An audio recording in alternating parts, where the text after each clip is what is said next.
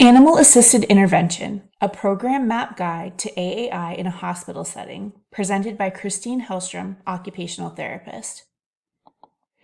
I know you're wondering why I am proposing that we involve an animal partnership when dealing with therapeutic interactions between hospitalized patients undergoing physical therapy and occupational therapy treatment. Let me see if I can make my reasoning a bit clearer for you to understand my intentions. The use of traditional physical therapy methods on hospitalized patients within a hospital setting can often be very difficult. Patients often lack the motivation to get out of bed. Sometimes they even refuse outright to participate in therapy. What you are seeing on your screen now is a visual aid that I hope will outline and answer all of the questions you may have involving my proposed therapeutic intervention. It is important to note that there are many elements involved in my intended programming, to include the patient. In this case, a hospitalized patient receiving physical and/or occupational therapy services with specific therapeutic outcomes to include increased motivation to participate, improved balance, improved ambulation, improved strength, improved motion, and improved self-care ability. The PT and OT practitioner, the therapy animal, in this case a certified therapy dog, specifically a poodle. Other people within the environment to include doctors, nurses, CNAs, a rehab aide, a case manager, patient family member or caregiver, and ancillary staff. The environment itself, which in this case includes the patient hospital room, the hallway, the nurse's station, and the hospital therapy gym. Nature within the hospital environment to include flower arrangements, windows looking outside, water in the sink, and pictures of nature on walls. And tools to include medical equipment, medical tubing, a dog leash, a hospital bed, wheelchair, walking device, bedside table, call bell, commode, dog toys and treats, patient food and water, and trash cans. Each of these elements interact with one another in both passive and active ways. Now I'm going to explain a little bit about the interactions, possible positive and/or negative consequences of the interactions, and even welfare implications. First of all, tools are housed within the environment. This is a passive interaction. Negative consequences of tools could be congestion within the environment due to lack of space and size or the amount of tools. Positive consequences of tools within the environment results in a safe environment for the patient and animal, thus promoting good welfare. The second interaction is between the practitioner and the tools. The practitioner actively manipulates tools. Tools can benefit both the practitioner and the client when working toward therapy goals. Short and long-term consequences include safety of patient and animal. Negative consequences may be that tools limit mobility. The third interaction is between tools and the animal itself. The species may actively interact with tools. Welfare consequences for the animal is improved safety and welfare, for example, the use of a leash. Negative consequences is the potential for increased stress in an animal.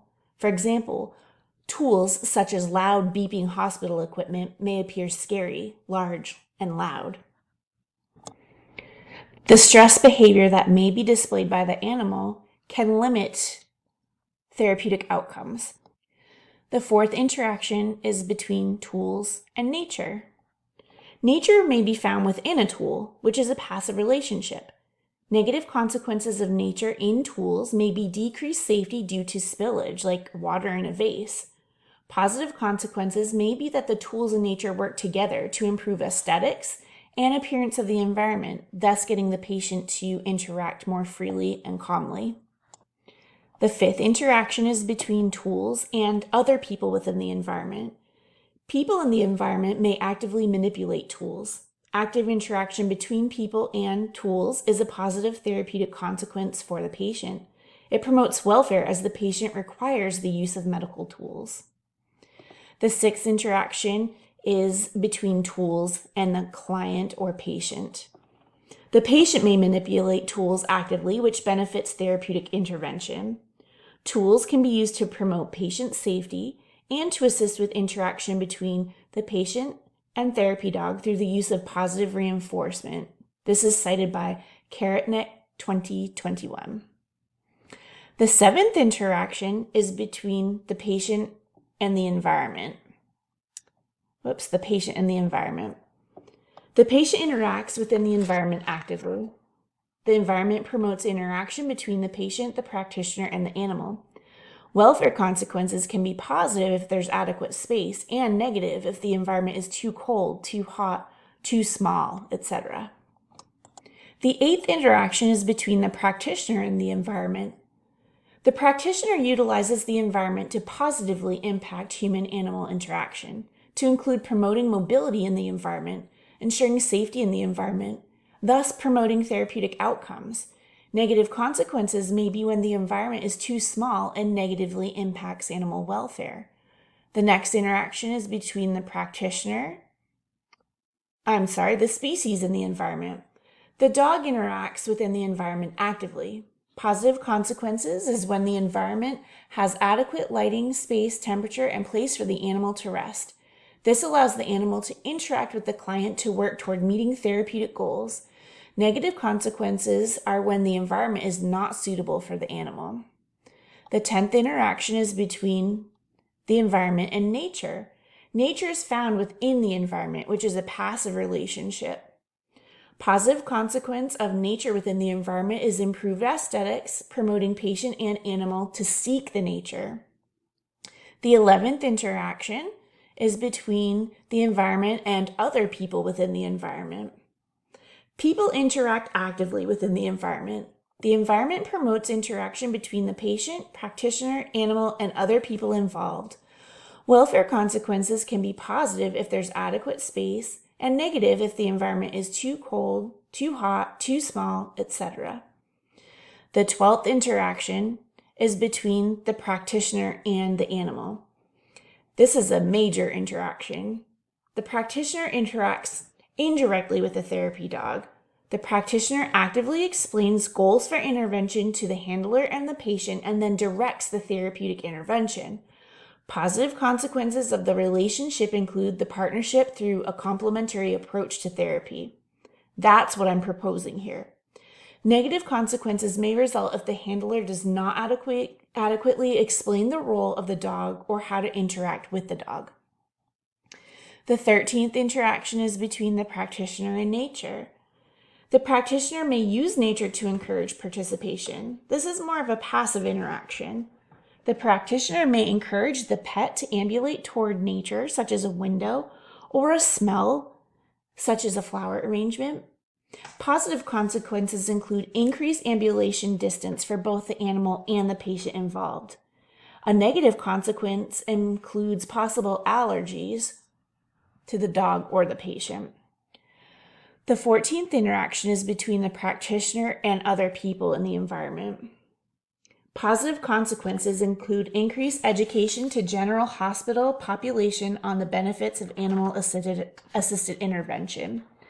A negative consequence may arise if the patient and/or the therapy dog get overwhelmed by too many people within the environment. The 15th interaction is between the practitioner and the patient. The practitioner interacts directly with the patient. Active interaction results in directing the patient on how to reach therapeutic goals.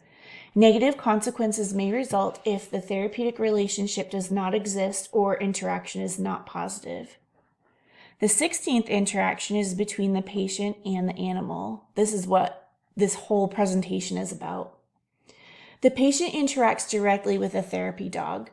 Active interaction results in a relationship between the patient and the dog that helps with achieving therapeutic goals, to include increased motivation to participate and improved ambulation. This is cited from Abate et al. 2011. Negative consequences are inadequate education prior to the start of the session and the patient not knowing how to interact with the animal. The 17th interaction is between the animal and nature. The dog may interact within nature during the session. This may benefit the dog in that it provides stimulation. Negative consequence is if nature elements distract the animal from the session or the patient. The 18th interaction is between the dog and other people within the environment. This may benefit the dog in regard to positive interactions with multiple people, improving the overall social climate in the therapy environment. This is cited from Fick in 1992. Negative consequences include distraction of the animal during the treatment session. The 19th interaction is between the dog and tools. This benefits the animal if the tools are safety tools like a leash or positive reinforcements like treats. Negative consequences include harm to the animal if the tool is not stable, like moving wheels on a hospital bed. The 20th interaction is between people in the environment and nature. This is passive in regard to the session. The 21st interaction is between nature and the client.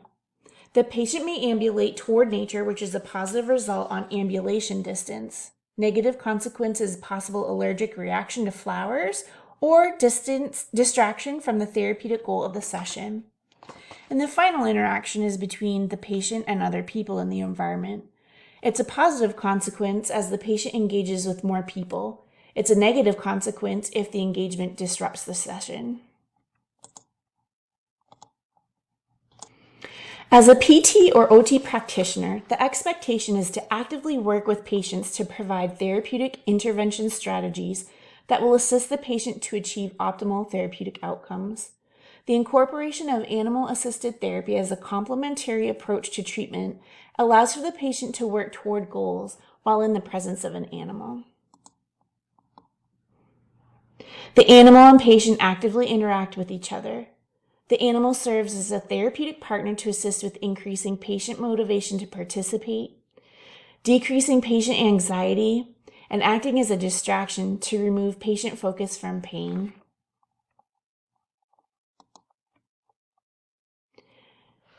These are my references, and I hope you enjoyed my presentation.